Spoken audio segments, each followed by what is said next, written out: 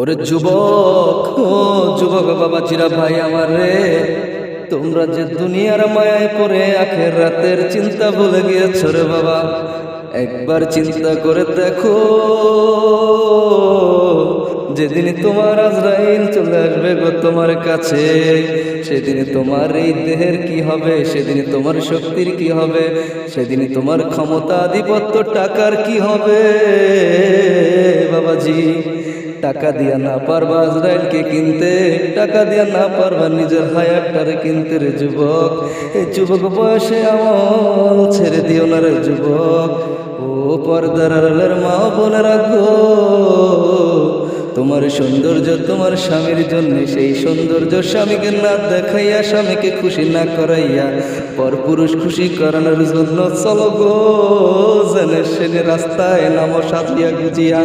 তোমার সাজ দেখিয়া যত যুবক একবার ও সুন্দর এই কথাটা বলবে রে যুবতী। ও যুবতী, তুমি জাহান্নামে তো যাবা, আর ওই ছেলেটা যে তোমাকে উহু করার পরে তার আমল নামায় যে গুনাহটা হয়েছে, ওগুলারও দায়ভার তোমার নিতে হবে রে যুবতী।